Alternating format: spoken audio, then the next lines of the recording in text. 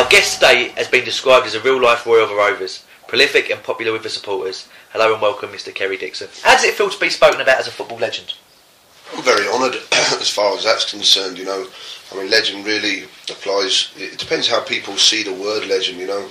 I think for years' service, what you actually achieve, you know, to do things as much or as equal or more than any other player, and you have a right, or people choose to call you legend. Some people be called legend for whatever reason.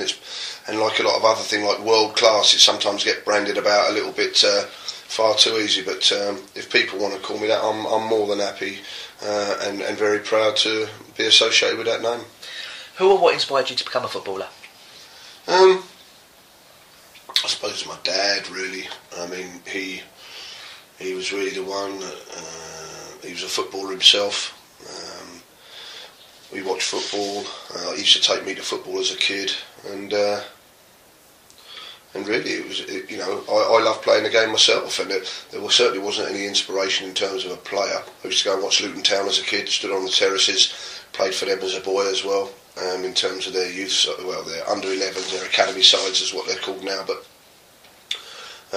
sadly for me, at the age of 16, they booted me out. So, but not to be deterred. The rest is history, as they say, and you're about to hear.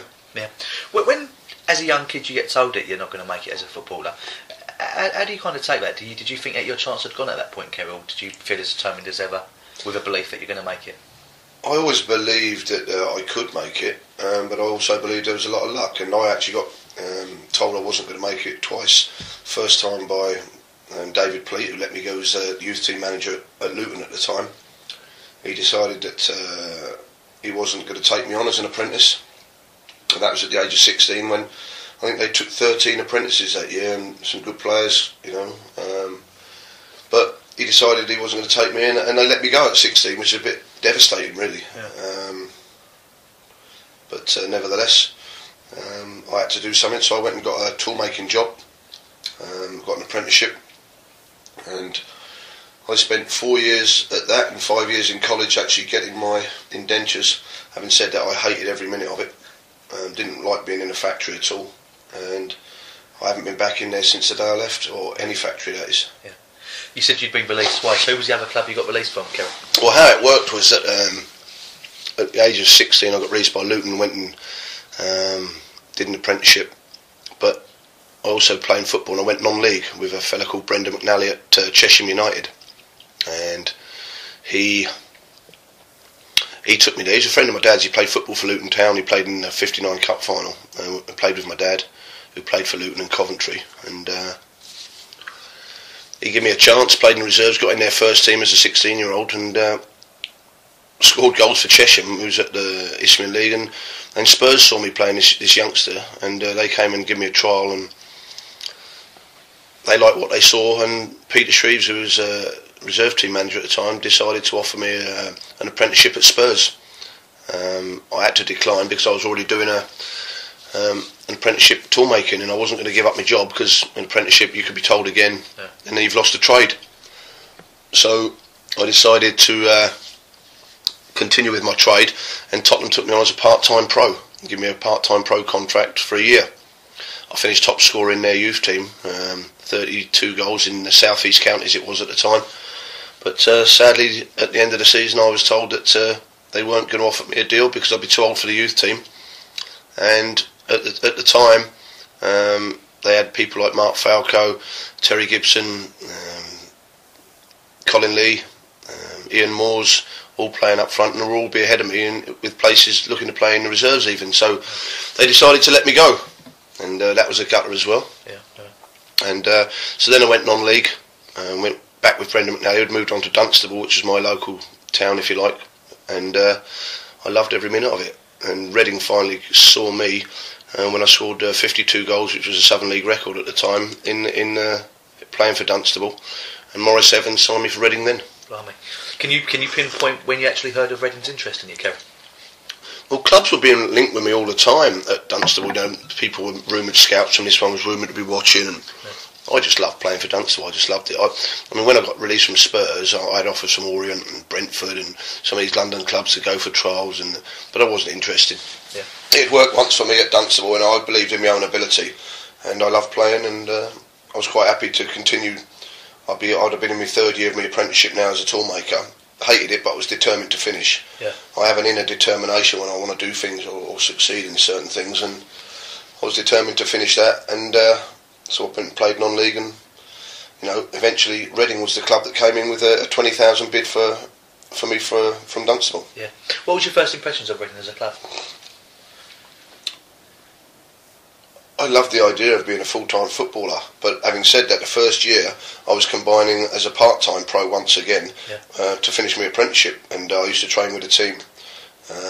I got Fridays off at the factory, so I can go and train with the team on a Friday to prepare for the games on a Saturday, and I had to work extra hours on during the week, so I had 4 long days and a day off. So I trained on a Friday with the team, played on the Saturday, and I had to go up and train either a Tuesday or Wednesday morning, depending on what Cardale, who I've got to say, even though I hated the apprenticeship, were very accommodating and allowed me to have the opportunity to be a pro. Yeah.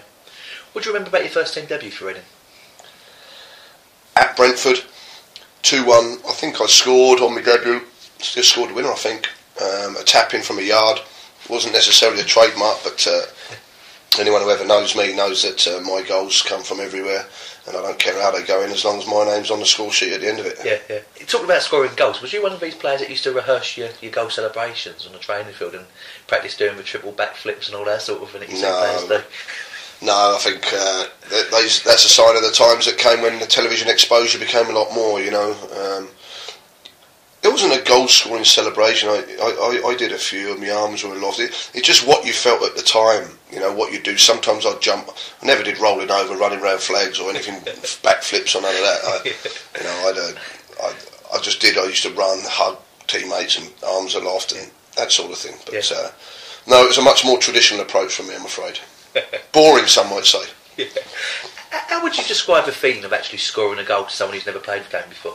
It's the greatest feeling anyone could ever have. I mean, everyone say, well, you're talking stupid.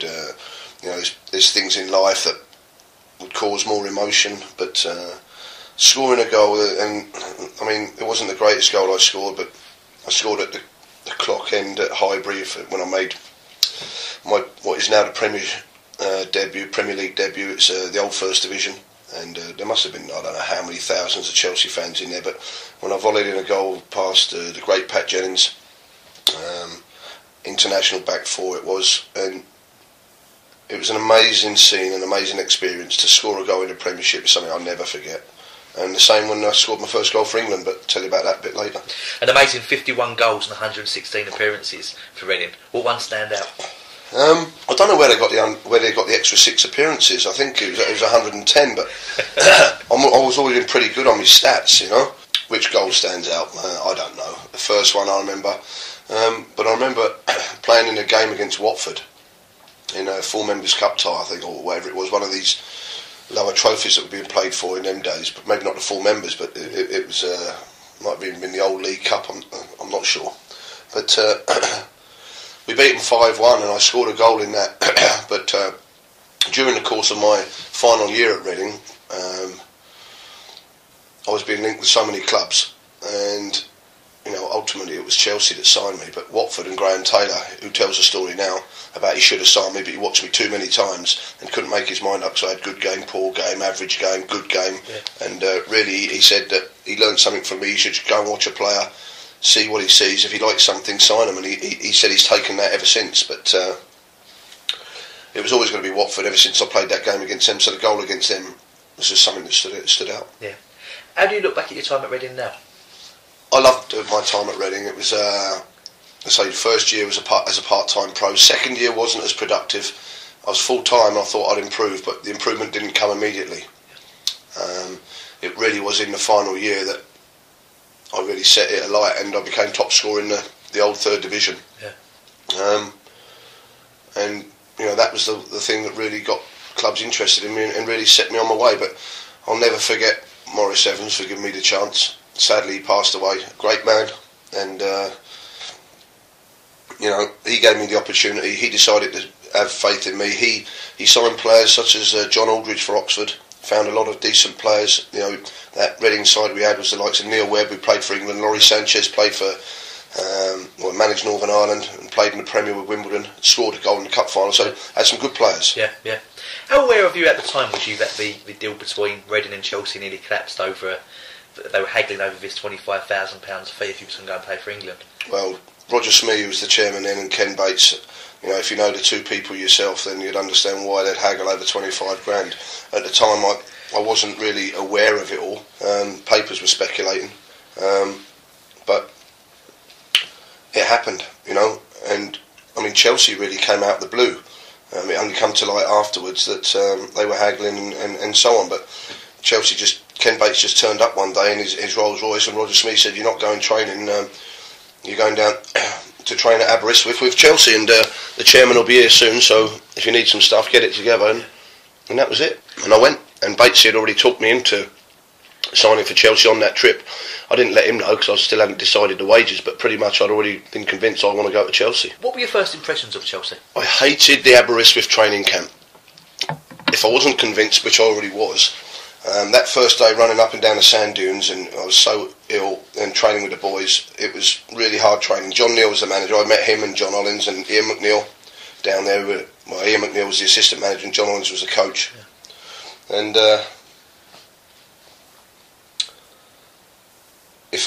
the fact that I was up and down them sand dunes, and I hated training anyway in terms of physical, I hated pre-season training. I said I'd agree. And they wanted me signed straight away, so I had to go back the next day if I was going to sign. I'm pretty certain that if I didn't sign, they'd have kept me there another day, and another day's training up and down the sand dunes. So I was convinced that evening and went back with Sheila Marson and signed the forms. Yeah, yeah. You said you weren't a big fan of pre-season training. What sort of trainer was you? A lazy trainer, really. I didn't do any more or any less than anyone else. I didn't mind the shooting practice. I loved that. You know, I always wanted shooting in training. I loved the five-a-sides, and I loved the sprints on Fridays because I loved all the things that I suppose I was good at. Yeah. Hated all the things I was bad at: long distance running, grueling endeavour, things like that. But when I say lazy trainer, yeah, I think I was. Yeah. Do any funny stories from the training ground spring to mind? I don't know about funny stories. I mean, numerous fights. I laugh these days when people say he's had a fallout in training. There used to be fights down the training ground all the time, and David Speedy was in most of them. Some of the funnier times came when David was there with Ernie Whalley and John Hollins' regime, the early years at Chelsea. You know, that was a great side for me. It's probably the greatest side I ever played in, with Pat Nevin and David Speedy, because we won the second division that first year at Chelsea, and you know, we had some great characters in there, but that was under John Neal. We won the second division, and I finished top scorer again. That was in the old second division, so I'd been top scorer in the third and with Reading, and the second with Chelsea, and that was a fairy tale season. If I look back, it was arguably the greatest season of my life, which I really enjoyed. Yeah. You know, I went on to finish top scorer in the old first division, so it was 3-2-1 in consecutive years, yeah. And I won the Golden Boot in each. But that season in the second division was an absolute fairy tale. We wasn't fancied at all. Chelsea was going to go down, or very nearly went down the season before. They won at Bolton thanks to a Clive Walker goal, and 6 new faces were brought in by Ken Bates, and I was one of them. Yeah. And we opened the season, I think it was 25-1 the bookies had us, at home to Derby County, who favourites for the title under Peter Taylor, and we trounced them 5-0, and I scored a couple, and it was a fair